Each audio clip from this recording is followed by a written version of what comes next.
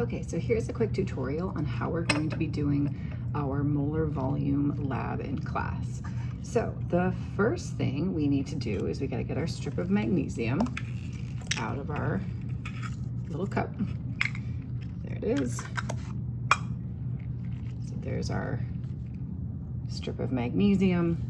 And what we're going to do is we're going to make a little fish hook out of this copper wire so that our magnesium can attach to it. So I'm just twisting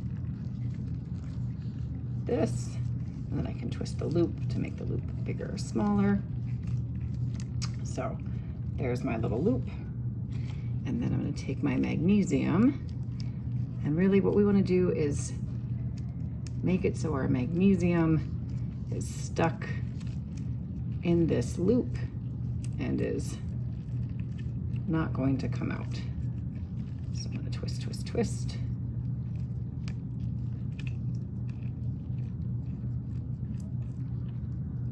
And that should do it. I'm going to curl my magnesium a little bit just to ensure it stays on the loop. And then the next thing I'm going to do is I'm going to take my rubber stopper that has a hole in it, and I'm going to feed this through my stopper so that my magnesium is poking out the smaller side.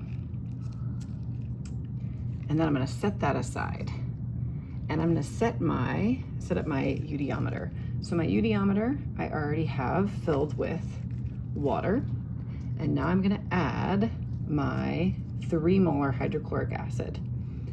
So to do this, I'm going to put this in as far as it will go. And our hydrochloric acid is more dense than our water. So I want my hydrochloric acid to settle on the bottom.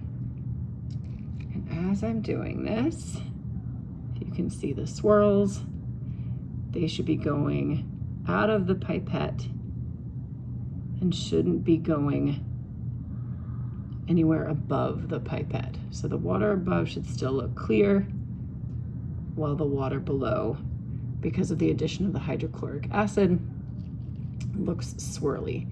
So we're gonna keep on keeping on till we've added about half of our pipette bulb. Keeping an eye on the water on the top, making sure I don't see any swirlies.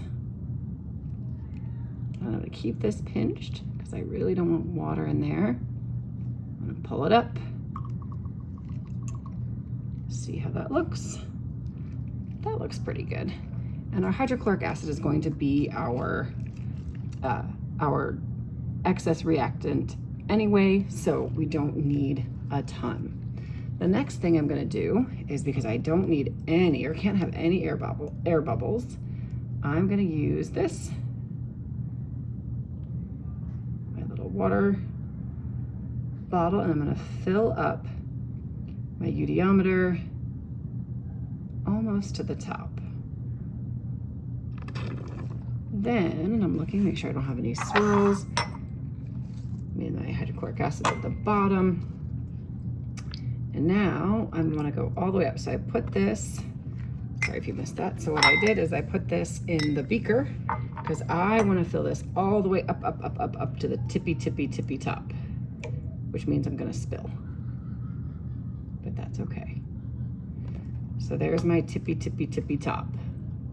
Now I'm going to take my magnesium stopper that I made earlier, and I'm going to put this in like this, and water should spill out.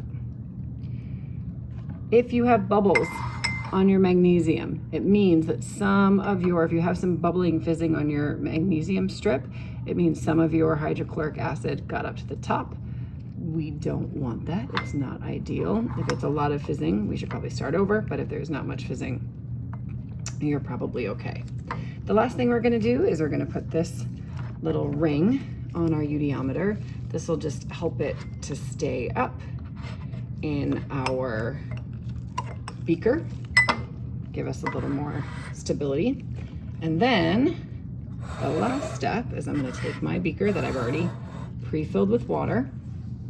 I'm going to put my finger over the hole in the stopper. I'm going to flip it upside down into our water bath. And when I do that, the hydrochloric acid should go to the bottom of the UDometer, move towards the magnesium, and our reaction should start. So here we go, flipped. And now that I'm in the water, I can take my hand out and, oops, try to get that up there. And we see the fizzies. So our reaction has started. And that's it. That is your setup for your Molar volume lab.